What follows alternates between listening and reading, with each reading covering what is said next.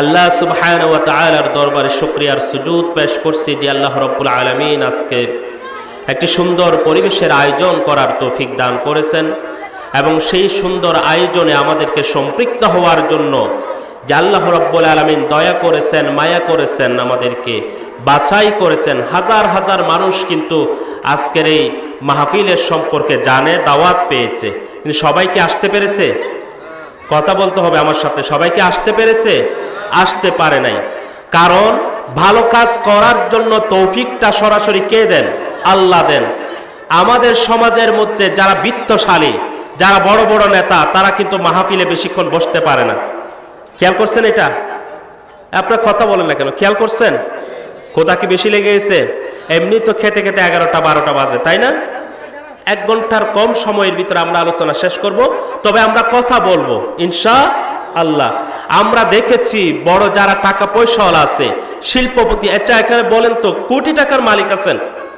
কয়েক হাজার কোটি টাকা না, 1 কোটি টাকার মালিক আছে এরকম কেউ আছে এখানে? নাই।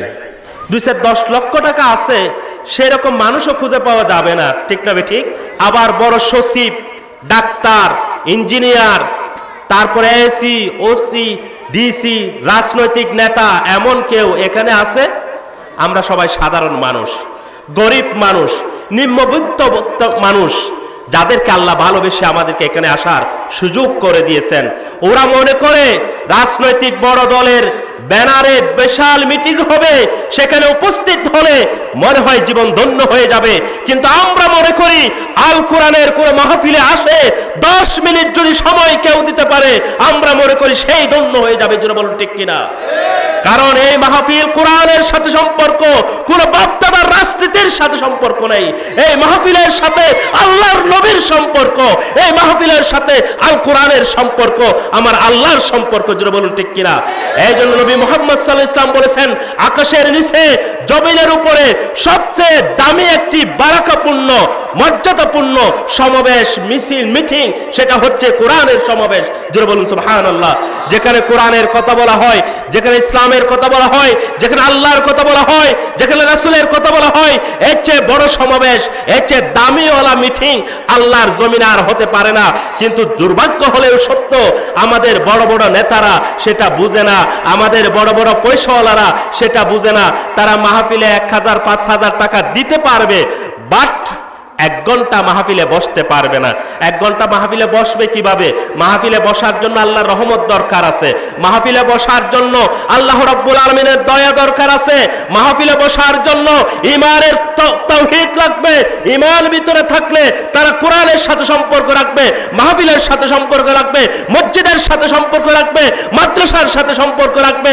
যার ভিতরে ঈমান নাই তারা মাহফিলকে ব্যবহার করবে, মসজিদকে ব্যবহার করবে, মাদ্রাসাকে ব্যবহার করবে, কিন্তু আত্মিক সম্পর্ক তার সাথে থাকবে না। জোরে বলুন ঠিক কিনা?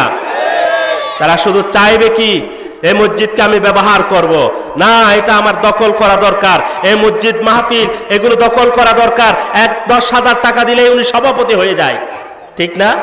আছে কে নাই? 10,000 টাকা দিব, তুমি সভাপতি, আপনি সভাপতি। উনি নিজেই দাবি করবেন যে আমাকে ক্রেস্টেজ দিবা, তোমাকে আরো 5,000 টাকা দিব, 15,000 20,000 দিয়ে সভাপতির চেয়ারটা অলংকৃত করার জন্য অনেক টাকা পয়সাওয়ালারা নিজেরা কিনে নেয়। জুড়ে বলুন নাউজুবিল্লাহ। আমার ভাইরা, এই জন্য মাহফিলে আসতে পারে শুধু আল্লাহর রহমত যাদের আছে। আবু লাহাব, আবু জেহেল, উতবা, সাইবা, তাদের কি টাকা পয়সা কম ছিল? রাসূলের জমানায় তাদের টাকা পয়সা কম ছিল না। তারা বড় রাজনীতিবিদ ছিল, তৎকালীন সময়ের নেতা ছিল,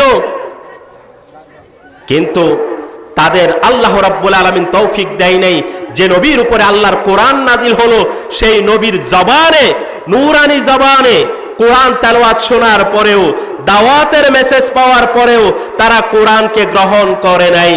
জোরে বলুন ঠিক কিনা?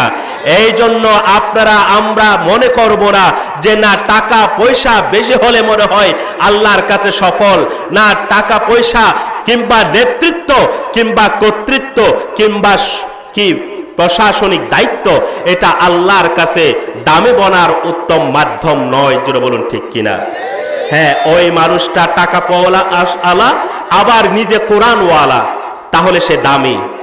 টাকাও আছে, কোরআনও আছে তার ভিতরে, টাকাও আছে, মাদ্রাসার সাথে সম্পর্ক রাখে।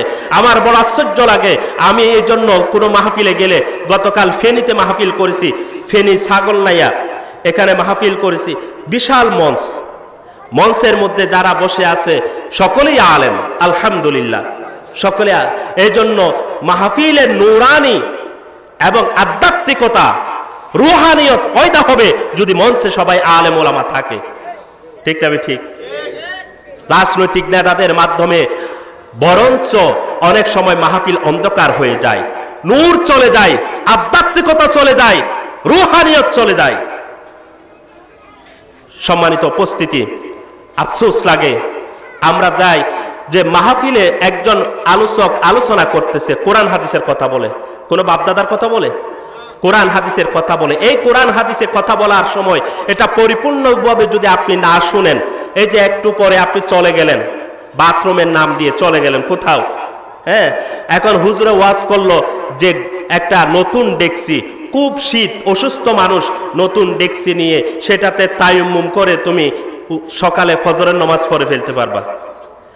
এখন সে তো ঘুমাচ্ছে অথবা অর্ধেক শুনে চলে গেছে। কোন ডেকসির কথা বলছে, নতুন ডেকসি না পুরান ডেকসি, এগুলো খেয়াল করে নাই। কিছু আছে না এখানে, ওই যে পিছনে বিষয় বসে ফুসফুস করে কথা বলে, দুষ্টমি করে, তো অর্ধেক শুনে অর্ধেক শুনে না। এখন গভীর রজনীতে উঠে আস্তে আস্তে করে ডেকসিটা নিল, ওই যে বাসাতে যে ডেকসি আছে সেই ডেকসি নিয়ে সুন্দর করে তায়াম্মুম করলো, তায়াম্মুম করে সকালে নামাজ পড়লো।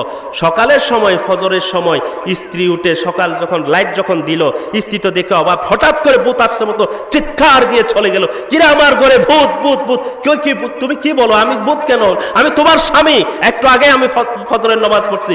কি বলেন তুমি আমার স্বামী? তোমাকে তো আমার স্বামীর মতো মনে হচ্ছে না, এত কালি, মানে সমস্ত শরীরে, মুখের মধ্যে কি কালি। কোন ডেকসির? ওই ডেকসি তায়াম্মুম করছে। তায়াম্মুম তো বুঝেন, অসুস্থ হলে পানি পাওয়া না গেলে তায়াম্মুম করা যায়। এখন হুজুর ফতোয়া দিছে, কিন্তু আপনি কি করলেন? মাহফিলে হয়তো কথা অর্ধেক শুনেছেন, অথবা খেয়াল করেন নাই, অথবা জিমুইতেছেন। এই জন্য যখন কোরআন হাদিসের আলোচনা করা হয় সেখানে আপনারা অত্যন্ত মনোযোগ সহকারে কথা শুনতে হবে। এটা ফরজ, এটা নফল কোনো বিষয় নয়, এটা কি ফরজ। এই জন্য আপনার মনোযোগ দিয়ে কথা শুনবেন। একটু আগে যিনি কথা বলেছেন আলহামদুলিল্লাহ অত্যন্ত চমৎকার কোরআন হাদিসের গোছানো কথা বলেছেন, কিন্তু আমি দেখতে পেয়েছি অধিকাংশ মানুষ মানে ওদিকে তেমন একটা খেয়াল নেই। পরিবেশটাও একটু অনুপযোগী মনে হচ্ছে, আওয়াজ, চিৎকার, চেঁচামেচি। সম্মানিত উপস্থিতি, আমরা যারা আছি বুঝের মানুষ আছি এখানে, আপনাদেরকে বারবার যেন বলতে না হয়। আমি আধা ঘন্টার ভিতরে কথা বলে ইনশাল্লাহ আলোচনা শেষ করব, তবে আমি চাই আপনারা যে এসেছেন আপনাদের এই সময়টা মূল্যবান হোক। কিয়ামতের কঠিন মুসিবতের সময় এই সময়টুকুন যেন আপনাকে আমাকে জান্নাতে যাওয়ার রাস্তাকে সহজ করে দেয়। সকলে বলি আমিন। এই জন্য নিয়তকে অত্যন্ত পরিশুদ্ধ করে, অত্যন্ত পরিষ্কার করে আমরা কিছুক্ষণ সময় এখানে দিব ইনশাআল্লাহ। আল্লাহ রাব্বুল আলামিন এই জান্নাতের বাগানে আমাদেরকে শেষ পর্যন্ত থাকার তৌফিক দান করুক। সকলে বলি আমিন।